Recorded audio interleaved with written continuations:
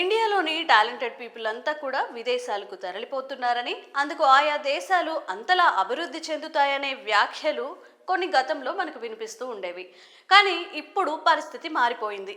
మన దేశం నుంచి కొంతమంది విదేశాలకు వెళ్ళి అక్కడ చేయకూడని పనులు చేసి వాళ్ళు ఇబ్బందులు పాలవడమే కాకుండా దేశానికి కూడా చెడ్డ పేరు తీసుకొస్తున్నారు.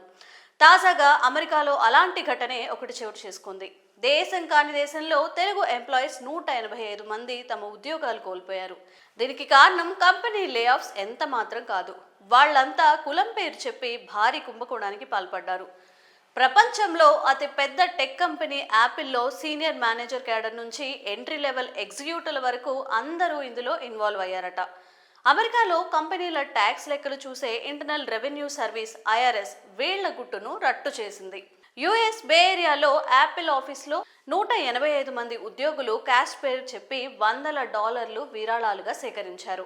అమెరికాలో ఉన్న తెలుగు వారంతా తానా అంటే Telugu association for North America, NATA North American Telugu association, ATA American Telugu association, APTA American progressive Telugu association, NATS North America Telugu society, నిర్వా ఇలాంటి వంటి సంఘాలుగా ఏర్పడ్డారు. అమెరికాలో కాపులు, కమ్మలు, రెడ్ల కులాల సంఘాలుగా ఏర్పడి ఈ ఆర్గనైజేషన్స్ని నడిపిస్తాయి.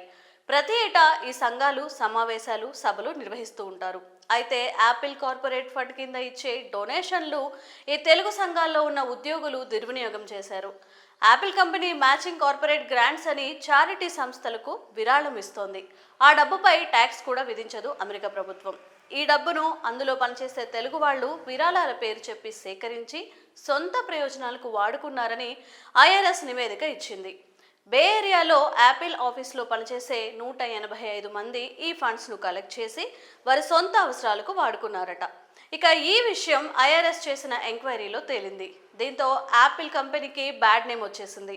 వెంటనే మ్యాచింగ్ కార్పొరేట్ గ్రాంట్స్ను మిస్యూజ్ చేసిన వారిపై చర్యలు తీసుకుంది. వారిని ఉద్యోగాల నుంచి పీకేసింది. దీంతో తెలుగు రాష్ట్రాల ప్రజలు ఈ వ్యవహారంపై మండిపడుతున్నారు. డబ్బులకు కక్కుర్తిపడి కులం పేరు చెప్పి అమెరికాలో తెలుగు వాళ్ల పరువు తీశారని కొందరు జర్నలిస్టులు ఆగ్రహం వ్యక్తం చేస్తున్నారు.